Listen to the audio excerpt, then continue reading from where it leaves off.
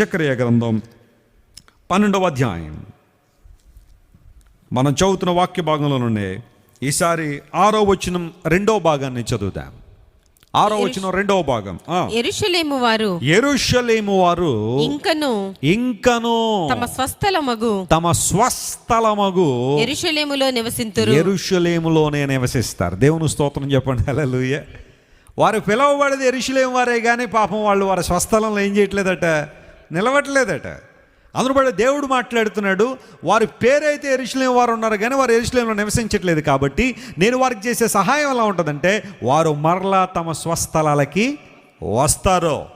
They will come back to their land, they will occupy there land. అంటే మొట్టమొదటిగా దేవుడు తన ప్రజలకు, శత్రువులు చుట్టూ చేరినప్పుడు తన ప్రజలకు బలమనివ్వడం ద్వారా శక్తిహీనులైన వారు దావీదు వంటి వారిలా మారుతారు. రెండవది, వారు కట్టెల క్రింద నిప్పులుగా మారుతారు, మహాజ్వాలగా దేవుని కోసం వెలుగుతారు. మూడవది, వారు తమ స్వస్థలం ముందు ఏం చేస్తారట, నివసిస్తారు. స్వస్థలం అంటే ఏంటి? అందరూ పుట్టిన స్థలం కదా, మనందరికీ పుట్టిన స్థలం ఉంది. నా స్వస్థలం రాజమండ్రి. నేను రాజమండ్రిలో పిఎన్టీ కాలనీ అని ఉంది, ఆ కాలనీలో పుట్టాను. నేను ఇంట్లోనే, మా అమ్మగారు ఇంట్లోనే ప్రసవం చేశారు నన్ను. ఇంట్లోనే ఉన్నాను, ఇంట్లోనే పుట్టాను. సెప్టెంబర్ 3వ తారీఖు రాత్రి 10 గంటల 10 నిమిషాలకు పుట్టాను నేను, 10:10కి. అదేంటో కానీ మీరు ఏ వాచ్ షాప్లోకి వెళ్ళినా, క్లాక్స్ కొనే షాప్లోకి వెళ్ళినా అన్ని గడియారులు 10:10కి ఆగి ఉంటాయి. కరెక్ట్గా ఆ టైంలో నేను పుట్టాను. మా చర్చిలో అప్పుడు ఒక నర్సు గారు ఉండేవారు. ఆమె వచ్చే మా అమ్మగారికి పురుడు పోశారు ఇంట్లోనే. మా అక్క, నేను, మా తమ్ముడు, మేము ముగ్గురం కూడా గృహంలోనే మా అమ్మగారు మమ్మల్ని ప్రసవించారు. నా స్వస్థలం రాజమండ్రి. మా నాన్నగారి స్వస్థలం పశ్చిమ గోదావరి జిల్లా ఏలూరు. ఆ తర్వాత పెరిగిన స్థలం గుడివాడ దగ్గర పెరిగారు. సో ఇక్కడ ఈ మాటలు వింటున్న మనందరికీ ఒక స్వస్థలం ఉంది. మనం ఎక్కడ పుట్టామో, మన ఆరిజిన్ ఏంటో, మన ఉద్దేశాలు ఏంటో దేవుడు గమనిస్తూ ఉంటూ ఆయన అన్నాడు, యెరూషలేము వారు ఇకపై పరాయి దేశాల్లో నివసించిన వాళ్ళు, వారు తమ స్వస్థలంలో నివసిస్తారు. They live in their own land, they live in their own place. వాళ్ళ అవిధేయతను బట్టి ఒకవేళ వాళ్ళు చెదిరిపోయారేమో కానీ ఇకపై వారు తమ స్వస్థలములో, తమది అనుకున్న స్థలంలో, తమది అనుకున్న ప్రాంతంలో వారు నివసిస్తారు. నమ్మిన వారు దేవుని స్తోత్రం చెప్పండి. హల్లెలూయా. అంటే ఇప్పుడు ఈ మాటలు విన్న మనందరం కూడా ఎవరి ఊర్ల కాళ్ళు వెళ్ళిపోయి అక్కడ నివసించాలన్న ఉద్దేశం కాదు. వెస్లీ గారు, నేను ఇప్పుడు అమెరికాలో ఉన్నానండి, మా ఊరికి వెళ్ళిపోమంటారా అంటే ఇది కాదు నేను మాట్లాడుతుంది.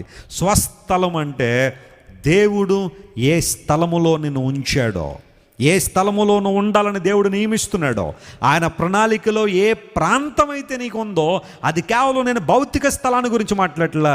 I'm talking about the condition, the status, the position of your spirit.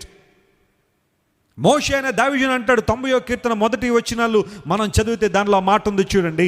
90వ కీర్తన 1వ వచనం మనం చదివితే మోషే అనే దావీదును అంటాడు, ప్రభువా, తరతరముల నుండి మాకు నివాస స్థలము నీవే.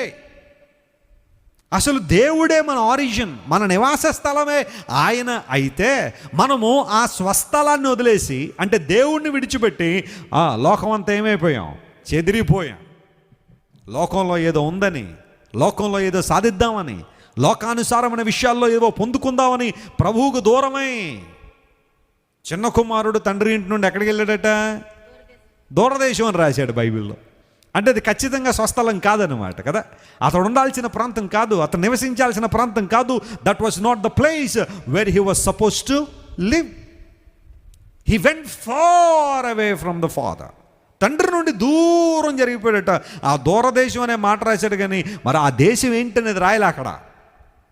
దట్స్ ద స్పిరిచువల్ కండిషన్, ఆధ్యాత్మిక స్థితి. దేవునికి దూరం అయిపోయావా, దూరంగా బ్రతికావా? ప్రభువా, మాకు తరతరాల నుండి నివాస స్థలము నీవే, అయినప్పటికీ మేము నిన్ను విడిచి దూరం అయిపోయాం. కానీ ఇప్పుడు దేవుడు మాట్లాడుతున్నాడు, మరలా మీ స్థలానికి మీరు వస్తారు. దేవుని నామమున స్తోత్రం కలుగును గాక. God is the God of restoration. ఆయన సమకూర్చే దేవుడు. ఏదైతే నువ్వు కోల్పోయావో, ఏ ఆనందాన్ని అయితే నువ్వు కోల్పోయావో, ఏ స్టేటస్ని, ఏ కండిషన్ అయితే నువ్వు కోల్పోయావో, దేవుడు మరలా నీకు తిరిగి ఇవ్వాలని కోరుతున్నాడు. యెరూషలేము నివాసులందరూ కూడా యెరూషలేములోనే నివసిస్తారు. మరి అదేంటంటే వారు యెరూషలేము నివాసులు అన్నప్పుడు యెరూషలేములో ఉండలా, చెదిరిపోయారు. తమ పాపాన్ని బట్టి ఇశ్రాయేలు జనాంగం 10 గోత్రాల వారు అష్షూరు చెరకు పోయారు. తమ పాపాన్ని బట్టి యోధా వారు బబులోని చెరకుపోయారు, కానీ దేవుడు వారు మరలా జ్ఞాపకం చేసుకుని God brought them back to the land. మరలా యెరూషలేము తీసుకొచ్చాడు. స్వస్థలమందు నివసిస్తారు. చెదిరిపోయిన వారందరినీ మరలా పోగు చేస్తాను. చెదిరిపోయిన వారందరూ తమ స్థలాల్లో నివసిస్తారు. ఈ రాత్రి ప్రకటిస్తున్న దేవుని సేవకు, నువ్వు ఏదైతే కోల్పోయావో, ఏ ఆనందాన్ని అయితే, ఏ ఆశీర్వాదాన్ని అయితే, ఏ దీవెననైతే నువ్వు కోల్పోయావో, దేవుడు మరలా ఈ రాత్రి నీకు ఇవ్వాలని కోరుతున్నాడు. వాటిని నమ్మిన వారు దేవునికి స్తోత్రం చెప్పండి. స్వస్థలమందు నివసిస్తారంటే we will come back to the original place. సరైన స్థలములోనికి సరైన విధానంలో మనం నడిపించబడుతున్నాము. దేవుడు మాట్లాడుతున్నాడు, ప్రభువా మాకు నివాస స్థలము నీవే అంటే, ఇకపై దేవుని బిడ్డలందరూ దేవుడు అనే నివాస స్థలంలో, దేవుని నామము అనే దుర్గంలో వారు నివసిస్తారు అనేది దేవుని యొక్క గొప్ప వాగ్దానం. నా పరిధిలో, నా కనుదృష్టిలో వారు నివసిస్తారు. నేను వారి కోసం ఏదైతే నిర్ణయించానో ఆ ప్రాంతంలో వారు నివసిస్తారు. ఈ రాత్రి కాలంలో చెదరిపోయిన అనుభవాలు ఉంటే ప్రభు నీతో మాట్లాడుతున్నాడు.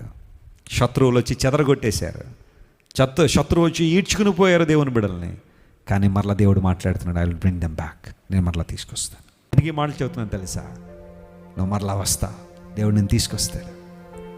ఒకవేళ దూరం జరిగిపోయినని బాధపడుతున్నావా, దేవునికి దూరం అయిపోయినని విచారపడుతున్నావా, పశ్చాత్తాపడు, దేవుని వైపు తిరిగిరా.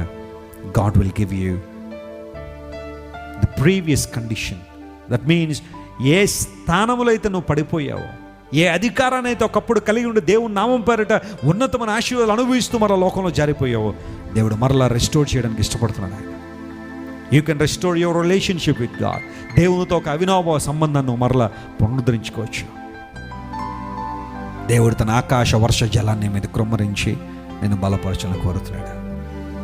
ఈ 12వ అధ్యాయం జకరియా గ్రంథంలో ప్రభువు మాట్లాడుతూ, నేను ఆకాశాన్ని విశాలపరిచిన దేవుణ్ణి, భూమికి పునాది వేసిన వాడిని, ఆ తర్వాత మనుష్యుల అంతరంగములో జీవాత్మను ఉంచిన వాడను. That means I'm the creator God. As the Bible says, I will do a new thing, I will make things right. నేను ఒక నూతన క్రియేట్ చేయబోతున్నాను. దేవుడు మాట్లాడిన మాట, శత్రువులందరూ కూడా యెరూషలేమును ముట్టడి వేసి ఆ యెరూషలేము నివాసులందరూ కూడా మట్టుబెట్టాలని ప్రయత్నం చేస్తున్నప్పుడు, దేవుడే వారికి బలముగా, దేవుడే వారికి వెలుగుగా, వారి స్వస్థలంలో వారు నిర్భయంగా నివసించగలిగే ఒక ఆధిక్యతను దేవుడు వారికి దయచేస్తున్నాడు. ఈ రాత్రి ఆయన ప్రమేయాన్ని కోరుకుందామా? Lord, I want your intervention in my life. I want your guidance and I want your leading. నా చుట్టూ కూడా చాలామంది శత్రువులు చేరున్నారయ్యా. వ్యాధుల రూపంలో, అనారోగ్యాల రూపంలో, అప్పుల బాధల రూపంలో, నిందల రూపంలో, నా కుటుంబ సభ్యుల రూపంలోనే కొన్నిసార్లు శత్రువు నా మీద దాడి చేస్తూ ఉన్నాడు. Lord, help me to overcome the enemies with your power and strength.